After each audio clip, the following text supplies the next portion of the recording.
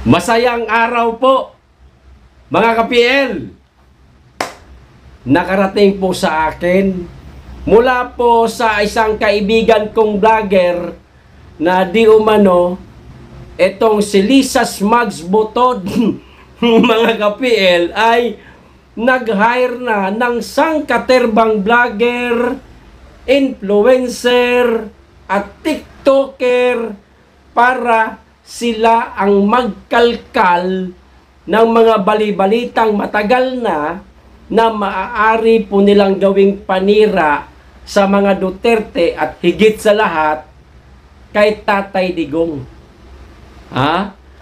Counter po ito mga ka-PL sa bangag issue na isiniwalat po ni Tatay Digong. Ayan. Ngayon, dahil nga nagsisimula na di umano eto mga influencer, vlogger at TikToker na magkalkal para meron silang magamit na mga referensya para masira nila ang mga Duterte, ako nagsimula na rin magkalkal. Sa ngayon, masasabi kong ako pa lang ang nag-iisang nagkakalkal ng mga video bilang pagsuporta doon sa in-expose ni Tatay na di umano'y bangag itong si Mr. Bangag. O ito ang video, panoorin po natin at kayo na lang din po ang humusga. Okay? Pero bago ko po simulan, makikisuyo muna sa mga ka-DDS natin dyan ng mga hindi pa po nakasubscribe. Baka naman at pakiclick na rin ang notification bell para updated sa lahat ng upload at huwag nyo pong kalimutan palike na rin sa video. Maraming salamat. Makikisuyo lang po. Ito na ho yung video mga ka-PL. Pansinin po natin ang galaw ng panga ni Mr. Bangag kumakaliwa, kumakanan, ganon. Tulad nga ng isang vlog ko na ganire din ang galawan ng mga panga ni Mr. Bangag. Nag-hire ka pa, Lisa, napakarami sa social media na pruweba na maaaring itong si Mr. Bangag ay di umano'y totoong bangag. O ito na ho yung video. Panoorin na po ninyo, 2 beses ko pong ulitin. At sa mga mabibitin, kayo na pong bahala magbalik. Okay? O ito na po. Hi guys! Ako po si TP, LDH ng mga DH. Kasama ko po ngayon sila former Senator Bongbong Marcos at pag-uusapan po namin yung electoral protest case, So again, game. Okay. Alright. So sir, kwento niyo sa amin. Ano nangyari? Eto, nakita na nga namin. Di syempre, lagi ko... Hi guys! Ako po si TP, LDH ng mga DH. Kasama ko po ngayon sila former Senator Bongbong Marcos at pag-uusapan po namin yung electoral protest case, So again, game. Okay. Alright. So sir, kwento niyo sa amin. Ano nangyari? Eto, nakita na nga namin. Di syempre, lagi ko... Ayan. Ano ho napansin ninyo? Ay walang iba kundi ang panga. Kita niyo naman po siguro sa itsura niya. Haggard na haggard ho mga ka-PL. Alam niyo parang walang tulog. Nangangalumata. Yung batawag doon. Bisaya kasi ako Nangangalumata, tama ba ako?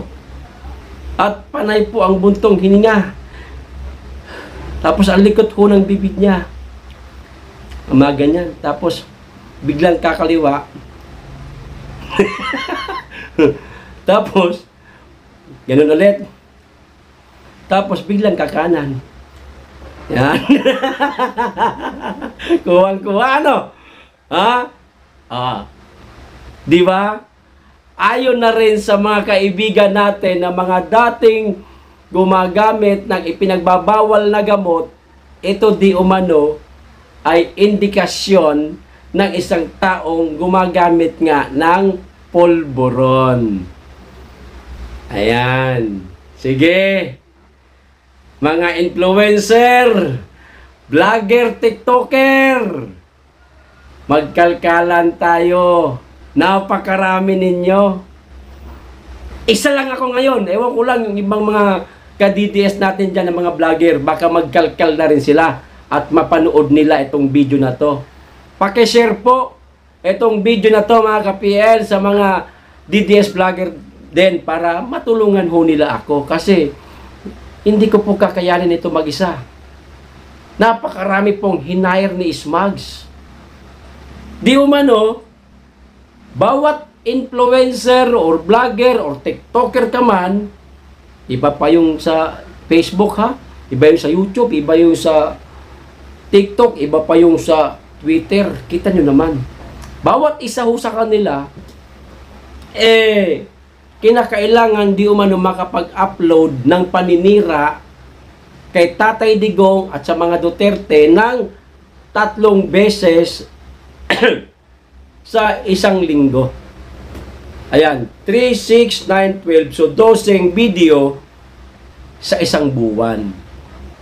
Hindi nga lang nabanggit kung magkano po ang magiging bayaran nila. Sa isang influencer lang yan. Paano kung sa Facebook meron ho silang mga 200? Ayan. Sa YouTube, meron din silang mga, sabi natin, 50 lang. Ha? Sa Twitter, meron din silang mga, marami-rami ang Twitter ha, mga 100 mahigit, 150, ayan, hanggang 200. TikTok, ayan, meron naman silang mga, halimbawa, 200. Solo ko pa lang po, pa ngayon mga ka-PL, solo ko lang ho. Ha? Isa ho kayo sa makakatulong po sa akin na ibahagi po sa mga kaibigan natin, mga DDS vlogger, itong content ko ngayon. Ipaalam nyo po sa kanila, kung sila man po ay mag-live, mag-comment po kayo, siguraduhin ho ninyo na mababasa nila na eto na ang ginagawang plano ngayon ni Lisa Smugs na mag-hire ng mga influencer nga, vlogger at mga tiktoker. Ganon rin sa mga sa X para ma-counter po namin ang mga gagawin po nilang paninira sa mga Duterte, lalo na po kay Tatay Digong. Kasi nagkakalkal na po sila ngayon ng mga lumang balita ho, alam nyo ho, yun luma na, di ba? At mga paninira lang naman sa mga Duterte, bubuhayin ho nila. Ha? Ang gagawin ho nila, papaniwalain po nila ang taong bayan na di umano, hindi natin alam kung ano yung mga makakalkal nila, no? Di pa naman kasi natin nakikita eh. Bago lang kasi ito eh. Bago lang po ito nakarating sa akin. Ngayon, pag may nakita ho kayo sa Facebook na mga post about paninira sa mga Duterte at kay Tatay Digong, no? Sa YouTube, sa Twitter, at sa TikTok, o sila na ho yan. Yung mga di umano ay mga hinire ni Lisa Smugs, mga ka-PL. Kung hindi ako nagkakamali, basta marami ho eh. Siguro nasa mga, basta marami, hindi ko masabi. Marami ho talaga. Yan. Maliit po ang 50 ka-influencer at vlogger. Napakarami po. Para sirain lang talaga nila si Tatay Digong at ang mga Duterte. Ayan. Kaya, uulitin ko, nakikiusap po ako sa inyo, ipaalam po natin sa mga kapwa ko po, DDS vlogger, na meron ng ginagawang silang laro para sirain o siraan ang mga Duterte. Ayos? O, hanggang dito lang po. Maraming salamat. Mag-iingat po kayong lagi at higit sa lahat, mahalin po natin ang Pilipinas at huwag ang bangag. Bye-bye!